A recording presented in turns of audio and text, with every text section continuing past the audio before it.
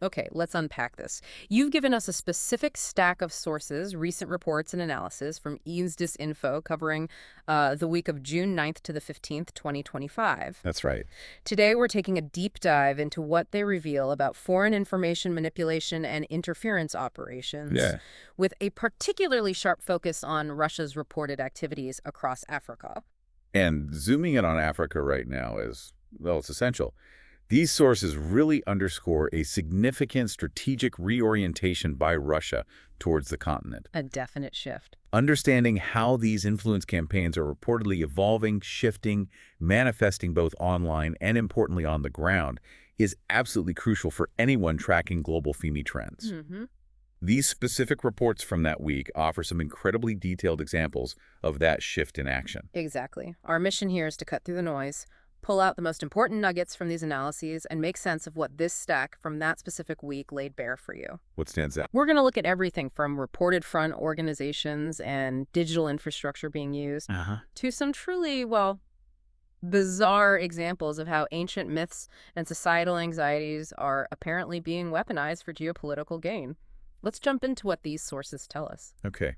What struck me immediately when looking at these reports was how this isn't just, ad hoc activity. Right. The approach outlined in the sources appears remarkably systematic, integrated even. That leads us right into the first major focus from your stack. Yeah. The joint report that exposes something referred to as the African Initiative. Right. And despite that seemingly innocuous name, the sources are, well, pretty unequivocal. How so? This is presented as an almost entirely Russian FIMI operation, reportedly designed for targeting African audiences, not actually representing them. And the specifics are quite pointed. It's reportedly run by a Russian national named Artem Sergeyevich Kurev, who the source alleges has direct ties to Russian intelligence services. Right, and that's key. Both Kurev and this African Initiative organization are now under EU restrictive measures. Sanctioned. Precisely because of their reported role in conducting these influence operations. Okay. Connecting this back to the broader context the source provides, this isn't being framed as just another media outlet popping up. Not at all. It's more strategic than that. The reports describe it as a security policy undertaking. It's presented as a tangible reflection of Russia's formalized strategic shift towards Africa. Which was outlined in their official policy. Yeah, that 2023 foreign policy concept. This is presented as the strategy playing out in real time, basically. And the analysis in the source links this African initiative directly to the restructuring that reportedly happened after Yevgeny Prigozhin's death in 2023. That's a crucial link they draw, yeah. The reports discuss alleged control shifts. For example, Prigozhin's sprawling influence operation, Project Lakhta, is said to have returned to the SVR, which is Russia's foreign intelligence service. Right. And the Wagner Group itself. While it might have seemed to dissolve, it didn't just disappear. Well, it was reportedly rebranded into something called the Africa Corps, said to be under the oversight of the GRU, Russian military intelligence. Interesting. So a reorganization under state control. And the African Initiative is positioned in this report as one of the most visible FIMI assets to emerge from that post-Prigozhin reorganization. So a direct successor in some ways. Well, it's reportedly staffed by individuals with alleged links, both to intelligence services and remnants of Prigozhin's networks. Its stated mission, according to the sources, is to sustain and expand Russia's presence and build upon previous disinformation campaigns across the continent. So once this machinery is set up, how does this African initiative actually operate? Based on the descriptions in the sources, what does it do? The report details a multi-pronged approach. It works both physically on the ground and across digital platforms. Okay, let's start with the physical. On the physical side, they reportedly establish local associations. Yeah. The idea is to identify and then mobilize local influencers, journalists, activists, people on the ground. Like proxies? Sort of. The report highlights an affiliated association in Burkina Faso as a central hub for coordinating Russian influence activities there. Okay. And digitally? Digitally, they actively target both English and French speakers. The digital infrastructure they reportedly use for amplification is nicknamed AI Freak, in this specific joint report. AI freak. Yeah, though it was previously detected by tech companies like Meta and OpenAI under the name Stop News. Ah, okay. I remember Stop News. So this infrastructure reportedly relies on networks of fictitious news sites and inauthentic accounts across various platforms. Standard stuff in some ways, but What done systematically. exactly. To push pro-Kremlin narratives, specific techniques called out include using AI-generated multimedia content, videos, images. The deepfake potential there is worrying. Absolutely. And what's described as unethical search engine optimization tactics. Basically gaming the system to artificially boost visibility and engagement online. And the source makes a point of noting that this specific report adds significant detail to our understanding of this African initiative. It does. It presents it as a pivotal asset in Russia's reported FIMI playbook targeting Africa. Okay. Exactly. This first example is powerful because it shows a structured, coordinated effort. It's not just random online trolls you see. No, it sounds organized. It's reportedly operating through a dedicated organization, using a news agency as a convenient cover, but linked to deeper strategic objectives and, allegedly, intelligence services. It's about building the persistent infrastructure for influence. Okay, let's pivot then. Another example from the stack you gave us. This one feels almost, well, stranger. It's a case the reports highlight called The Curious Case of Missing Manhood. Ah, yes, that one. The story that reportedly surfaced on a Malian news site, Bamada.net, back in October 2024. Right, about men in the Central African Republic supposedly losing their manhood. Yeah. It sounds absolutely bizarre on the surface, but the source points out how this taps into a deeply rooted fear and myth in parts of Africa. It really does. Clinically, this phenomenon is related to something called CORO, or genital retraction syndrome. It's understood as a psychosocial condition. A psychological thing. Basically, yeah. Ah. But culturally, in specific African context, it manifests as a belief in literal penis theft. Seriously? Yes, often triggered by fears around physical contact, a handshake, or even just being brushed against by a stranger, especially one from a different ethnic group. Wow. And the reports note the historical reality of this rumor, causing widespread panic and, sadly, even violence. They cite a tragic instance of a lynching in Burkina Faso back in 2014 linked to just such a scare. That's horrifying. And the analysis mentions that these claims saw a recent resurgence in the Surayar, was it August 2024? That's right, specifically targeting aid workers and foreign personnel. So it became politicized even then. It did. The Carr government actually had to publicly debunk the claims in September 2024 after attacks linked to the rumor increased. Okay, so that's the background. Where does the FIMI angle come in, according to the sources? Right. Here's where the twist reportedly came in. The Malian site, Bamada.net, took this existing volatile rumor and twisted it.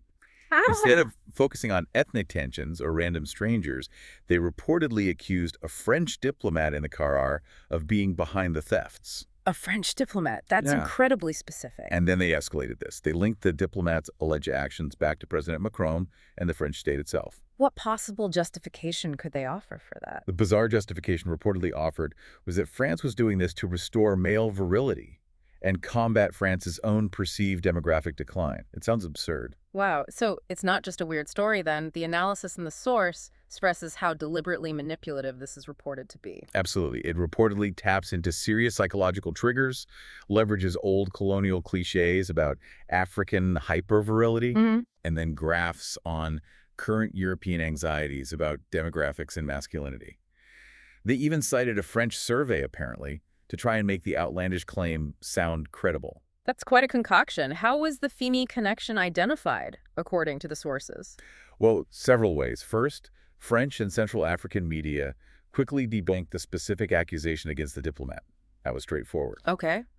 But analysts also looked at Bamada.net itself, and they noted its established history documented in previous reports, like one from the IRSM Institute for the French Ministry of Armed Forces, of consistently relaying pro-Kremlin narratives. So a known quantity in that sense. Pretty much. Plus, the source points to evidence of paid meta ads specifically promoting this article. Ah, so active amplification. Suggesting a deliberate effort to amplify the twisted story, yeah. And the anthropological perspective cited in the source really drives it home, doesn't it?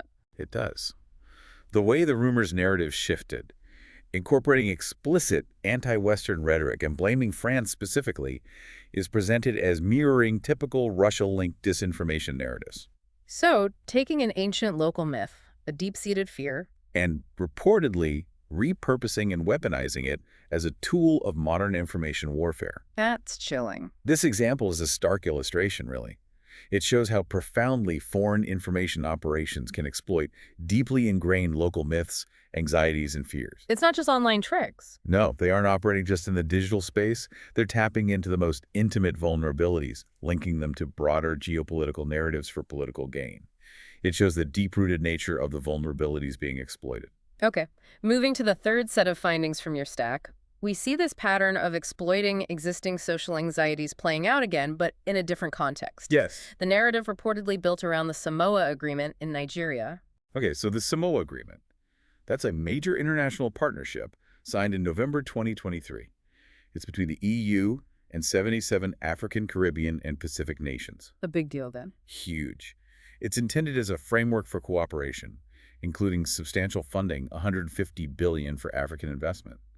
And crucially, it contains a non-discrimination clause that includes sexual orientation. And the reports highlight the reported local context in Nigeria. There are existing apprehensions there, aren't there, about potential conflict with Nigeria's 2014 Same-Sex Marriage Prohibition Act. That's the key tension point, yes.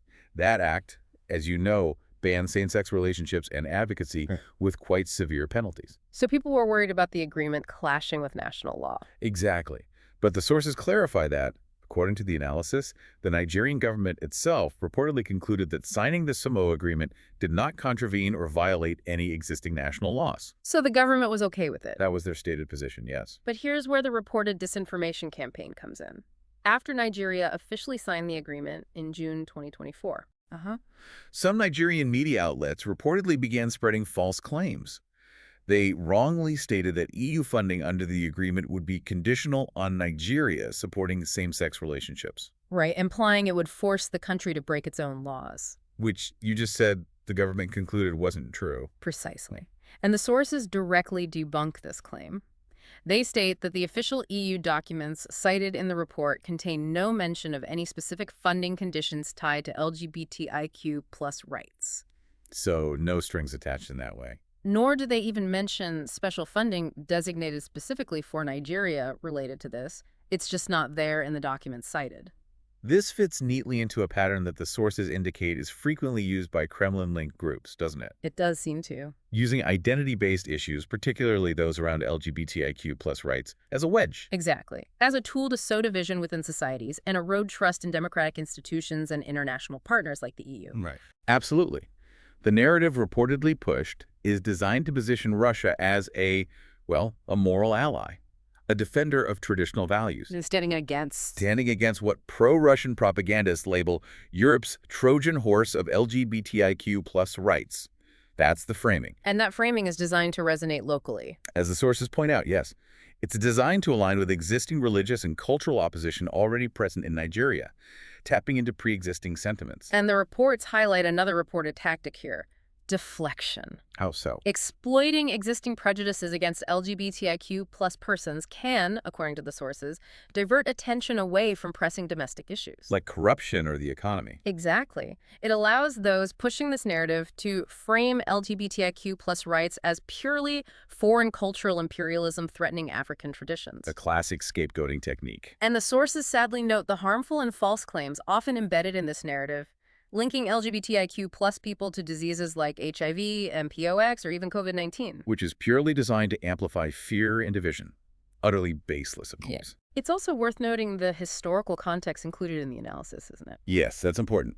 Before colonialism, some African societies reportedly had more diverse understandings of gender and sexuality. Right. And many of the most severe homophobic laws currently on the books were actually introduced by former European colonial powers. So there's a complex history there. Very complex. Yeah. And while the EU is reportedly seeking to address historical injustices, the source stresses that genuine progress relies on authentic African participation in tackling discrimination, based on truth, not external disinformation campaigns exploiting sensitive topics. So this third example clearly shows how existing societal anxieties and prejudices, particularly around identity, culture, deeply held beliefs, are reportedly weaponized. They are then linked to false claims about international agreements like the Samoa Agreement. All to create division, undermine partnerships, and promote a specific foreign narrative.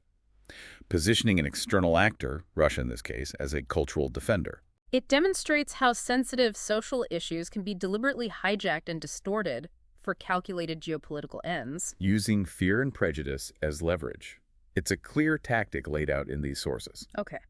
We've looked at 3 quite distinct examples from these EUvsDisinfo reports from that week.